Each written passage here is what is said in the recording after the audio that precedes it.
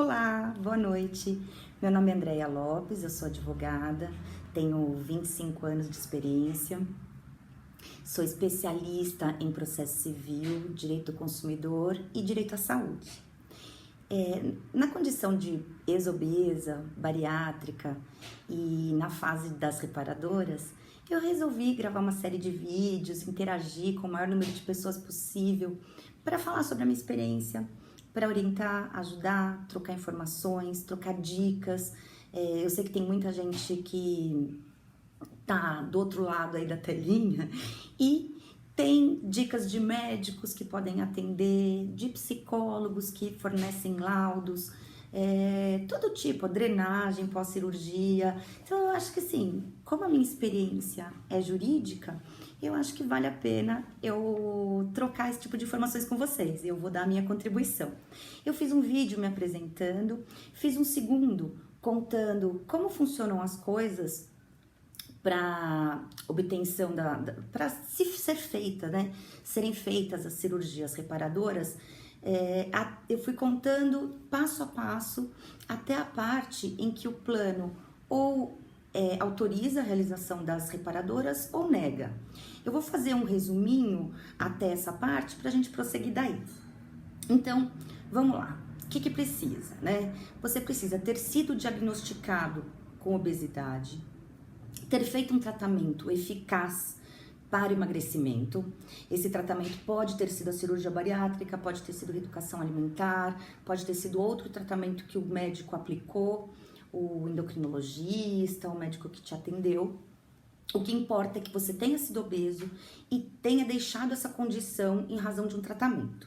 Como a obesidade é uma doença que preocupa o mundo, né? Já é uma doença que está na mira da Organização Mundial de Saúde e precisa ser combatido porque é um mal e que acarreta outros males, problemas cardíacos, problemas hepáticos, toda sorte de problemas pode ser ocasionada pela obesidade, né?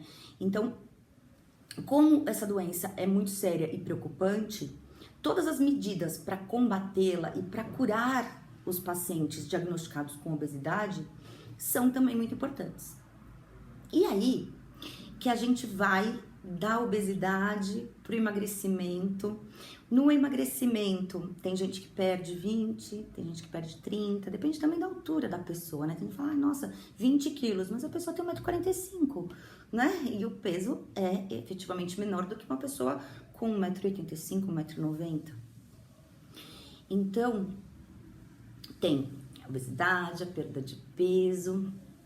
Depois da perda de peso, muitas pessoas, a maioria das pessoas, dos ex-obesos, fica com sobra de peles. Essa sobra de pele pode ocasionar uma outra série de problemas que merece tratamento, justamente por serem situações que complementam o tratamento da obesidade, né? Então não é só com o emagrecimento que acabou o tratamento do paciente obeso. O tratamento vai acabar quando ele estiver plenamente reabilitado. E isso vai acontecer quando ele não tiver mais nenhum problema ocasionado por aquela obesidade que o acometeu. Como é muito frequente o excesso de pele, o que mais se debate é esse assunto. Tem gente que tem assaduras, tem gente que tem um peso tão grande de pele de mama, por exemplo, que dá problema nas costas. Tem gente que a pálpebra fica caída e dificulta a visão. Tudo isso tem que ser tratado. E tudo isso tem que ser tratado como complemento do tratamento da obesidade. Nesse sentido, é que os planos de saúde têm de cobrir as cirurgias plásticas reparadoras. Tem gente que faz pelo SUS, o SUS também tem as regras próprias para cobertura, as condições são basicamente as mesmas, só o encaminhamento é que é diferente do particular, do plano de saúde, que é o que eu venho falar. Bom, tendo sido, de novo, diagnosticada obesidade, tendo sido feito um tratamento eficaz com perda de peso e esse peso estando estável, havendo sobra de peles que ocasionam outros problemas, como irritação na pele, irritação da pele mesmo, irritação cutânea, dor nas costas, problemas psicológicos, psiquiátricos. Tem muita gente que fica deprimida, que não quer mais sair de casa, que não consegue usar uma blusinha sem manga porque fica uma espécie de uma asa. Essa situação também acontece com as coxas. As pessoas ficam envergonhadas de ir à praia, à piscina, de se relacionar normalmente com seu parceiro, com seus parceiros. E tudo isso precisa ser enfrentado e resolvido. Bom, diante disso, passados esses pontos todos, que foi o que a gente falou, foram até os que a gente abordou no outro vídeo, o paciente obtém um laudo médico de um cirurgião plástico com indicação das cirurgias que ele tem de fazer para se restabelecer.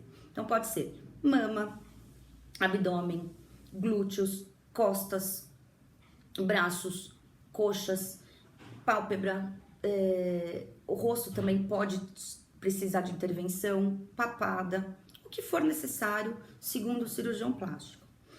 O cirurgião plástico fazendo essas solicitações, essas são encaminhadas para o plano de saúde, que pode negar ou aprovar.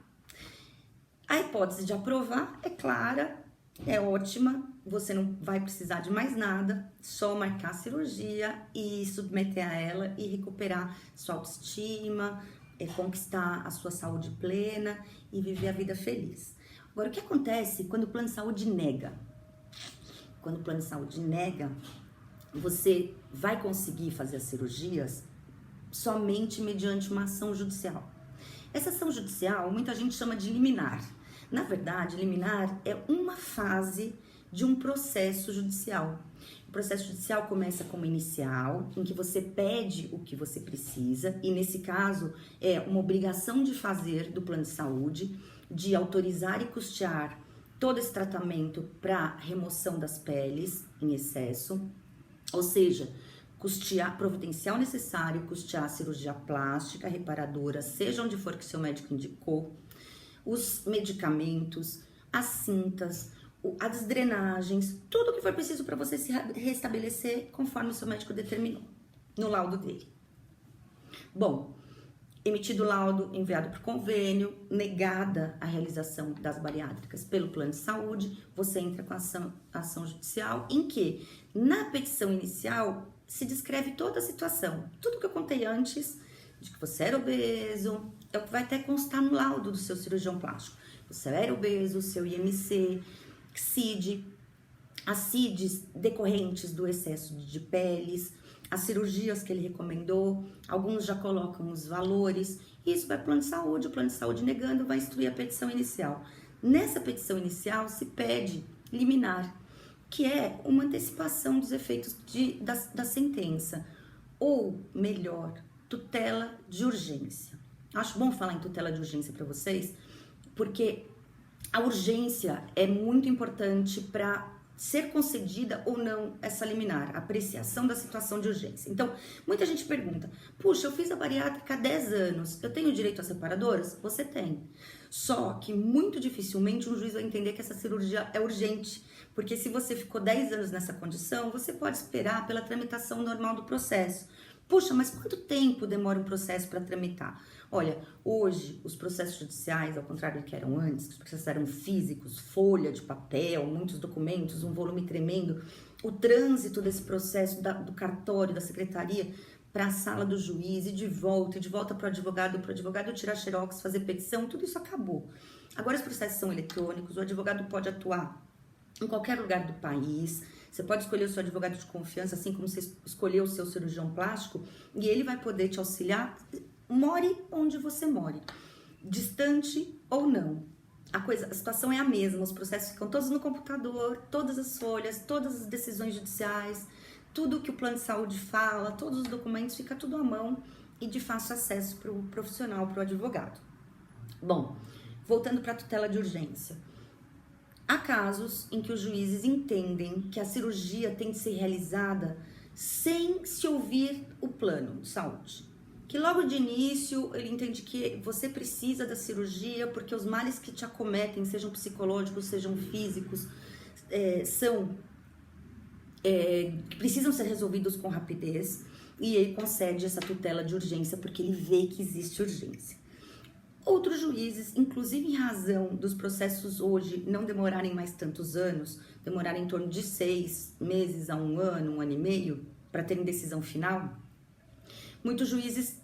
alguns juízes não concedem a liminar, mas eles entendem que você tem o direito, ou eles pretendem ver as provas produzidas, ver a manifestação do plano de saúde, em alguns casos determinar a realização de perícia e aí sim decidir na sentença pela determinação de que o plano de saúde autorize e custeie este tratamento, cirurgias reparadoras e tudo que é isso que é decorrente disso. Bom, eu expliquei assim mais ou menos para vocês o que é, como que funciona o processo. É muito importante que essa petição inicial seja instruída com a negativa do plano. Ou seja, enquanto o plano não nega, você não tem ainda a sua pretensão negada pelo plano de saúde. Então, como que funciona a negativa? A negativa, muitas vezes, é por telefone, o cliente do plano de saúde, o paciente, liga pro saque do plano de saúde, fala que o médico solicitou a realização desse tratamento complementar cirúrgico e isso gera um protocolo de atendimento. É muito importante anotar a data, todos os protocolos de atendimento que resultarem dessas conversas todas com o plano para buscar a negativa ou aprovação para a realização das cirurgias. E, em alguns casos, na verdade, o plano de saúde deve fornecer a negativa por escrito. Então, convém solicitar que mandem para o seu e-mail a negativa e a motivação dessa negativa. Se negarem também a fornecer a negativa, fica valendo a anotação do protocolo com data, nome do atendente, o que foi exatamente solicitado e qual foi a resposta. Ainda algumas formas de solicitar negativa por escrito com uma espécie de uma notificação para o plano de saúde. A gente pode tratar disso depois com mais vagar. É uma coisa que eu posso até falar para vocês como que funciona, o que a gente escreve, para entenderem que a solicitação é séria e assim ajudar também vocês para obter a negativa para poder instruir o processo. Tem gente que pergunta, além da questão da cirurgia bariátrica ter sido feita há muito tempo, tem gente que pergunta, eu fiz a bariátrica quando eu tinha um determinado plano de saúde. Por algum motivo eu tive que cancelar e agora eu tenho um novo plano. Esse novo plano tem que cobrir? Tem. Respeitadas as carências, tem que cobrir sim. Tem gente que pergunta se essa solicitação das reparadoras, por ficar essa pecha de estética, se isso pode prejudicar o titular do plano de saúde, que pode ser esposa, marido, na empresa em que ele trabalha, quando o plano é empresarial. Então a resposta também é não, não pode, você não pode ser prejudicado por uma coisa que é direito seu. Tá? Se acontecer, isso também acaba tendo que ser discutido. O bom é que você entre em entendimento com o chefe, com a equipe, escolha uma data boa para fazer. Tem muita gente que fala, não, eu tenho que fazer a plástica em 15 dias, em 20 dias, porque eu tenho férias. Eu digo, calma, você vai ter férias de novo ano que vem, você pode ter tirado 10 dias agora e tirar 15 depois, o seu médico pode entender que isso é suficiente. Negocia com a empresa, se ajeita com a família, tudo se resolve bem quando a gente age com calma. Pelo menos essa é a minha experiência. Decisões afobadas acabam não sendo as melhores, né? Bom, ainda com relação a essa questão estética, não adianta querer ser malandrinho, não adianta querer ser esperto. Uma coisa muito importante em todo e qualquer processo é a boa-fé. Você tem que agir de boa-fé, você tem que estar acometido mesmo daquela situação que seu médico descreveu. Não adianta ir lá e falar, olha, doutor, fala que eu tenho isso, fala que eu tenho aquilo. Não, o seu médico vai ver.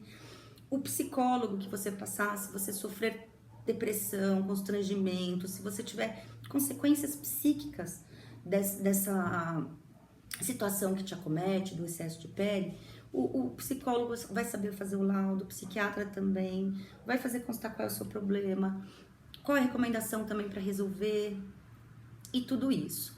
Então, não adianta falar, não, é que eu não estou gostando. Não, não é só isso. Tem sim um aspecto de não estou gostando, por quê? Porque ficou um avental. Porque a pálpebra atrapalha a vida. Então a gente não pode ter essas condições limitantes, todas elas têm que ser tiradas da frente e você tem que ter o melhor tratamento possível. E eu tô aqui para ajudar vocês no que vocês precisarem para assegurar que vocês tenham o tratamento completo e o melhor possível. Bom, eu tô à disposição de vocês para responder qualquer pergunta. Eu pretendo fazer live, sim, a minha intenção inclusive era fazer hoje, mas não foi possível por probleminhas técnicos, mas assim que eu tiver resolvido, assim que eu tiver mais também engajada nessas redes sociais todas, nesse modo de... Eu pretendo fazer isso rápido, tá? Me inteirar desse modo de disseminar conhecimento, disseminar informação, compartilhar experiências, eu pretendo fazer e continuar em contato com vocês. Essa é a minha missão de vida agora. Eu quero cuidar da minha saúde junto com vocês e garantir que vocês também possam fazer o que eu vou fazer por mim. Obrigada, até mais. Tô à disposição, tá, gente? Tchau, tchau.